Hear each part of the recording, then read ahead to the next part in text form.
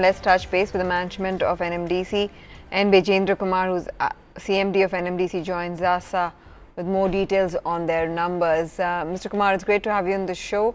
We've seen a fairly strong Q4 earnings quarter supported by strong sales and EBITDA margin expansion. What has led to this strong performance? See, this quarter has been extremely good for NMDC, and in every aspect NMDC has shown a tremendous increase in its activities. For example, sales is up by around 8%, that is around 105.37 lakh ton from about 97.75 lakh ton. Export of sales by up by around 20%, that is 8.12 lakh ton from 6.75 lakh ton. Domestic sale is also up by around 7%, that is 97.2 lakh 97.25 lakh ton from 91 lakh ton. That's why our production is up by around 113.47 lakh ton from 103.79 lakh ton.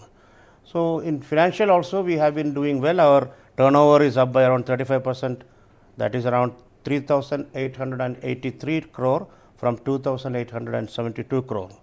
So, average realization is also up by 26%, that is around 3,653 ton from 2,893 per ton. So, operating profit is also up by 103%, that is now it is 1,831 crore in this quarter. Our PAT is also up by 116%, that is 1,106 crore from 512 crore. So, our EBITDA is also excellent. It is around 1,800 per ton in rupees this quarter.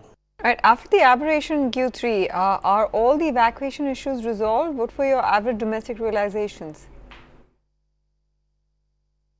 Thank God, most of the problems that we have faced during Q3, especially for evacuation, we had many issues, especially the KK line got disrupted for about almost 2 months, and our export got affected because of that, and we could not evacuate from our Bela complex, and we also had some issues on availability of racks and other things in the last period also.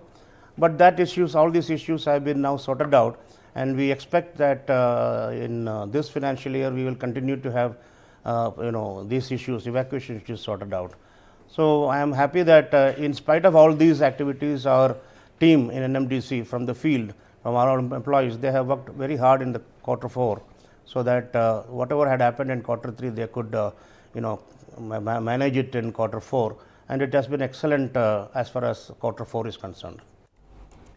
Okay, that's good to know. How did the new iron ore pellet plant contribute to revenues and EBITDA, and how do you plan to scale this up going forward? What will it contribute, say in FY19 in terms of, revenues as well as EBITDA?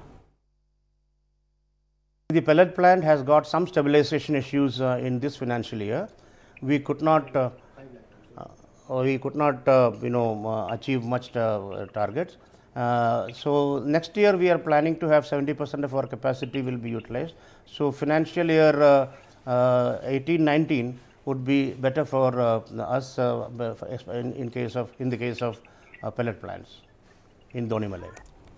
Okay, let's talk about pricing then. What is the differential currently between international and domestic iron ore prices? Because we have seen iron ore miners in Odisha coming back in action. So, have domestic prices tempered from their recent highs?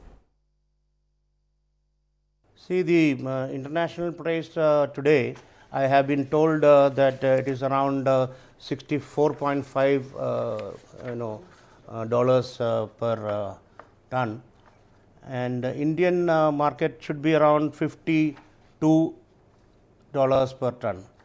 There is a differential differential pricing compared to Chhattisgarh sector and Karnataka sector. And considering various issues, including what you have mentioned about Orissa miners, getting all this mining together, and then their mining leases are likely to be over by 2020.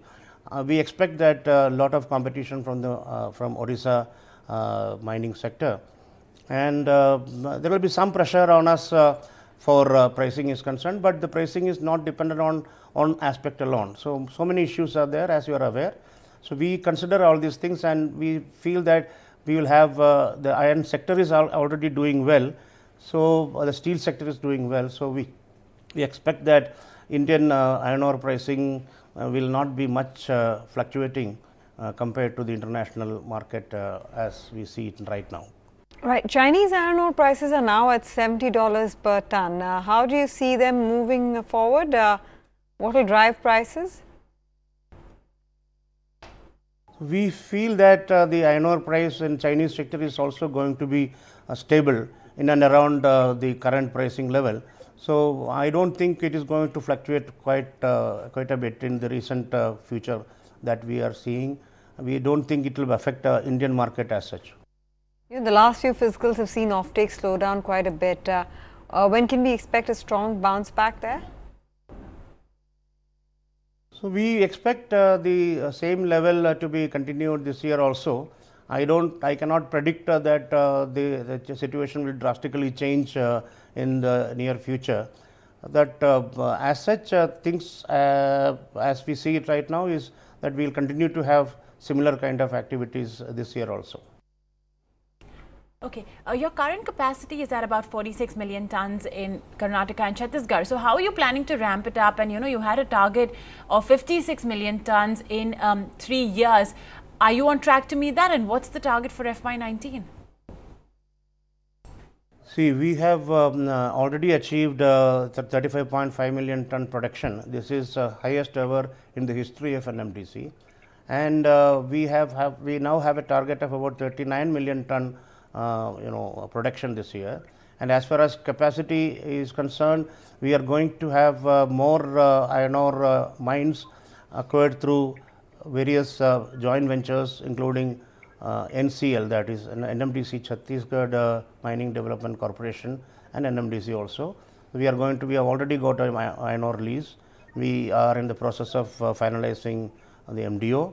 We also expect to have such kind of joint venture activities in Jharkhand and also in Karnataka, so that our mining capacity increases.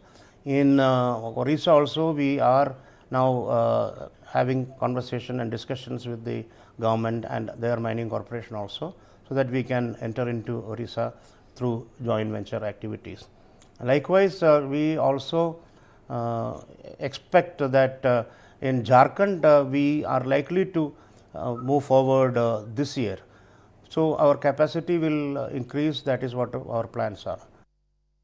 Okay, so we wish you all the very best on that, Mr. Kumar. Thanks so much for joining us in ET Now, giving us your time to explain what happened in Q4 for NMDC. The stock higher by 0.8%.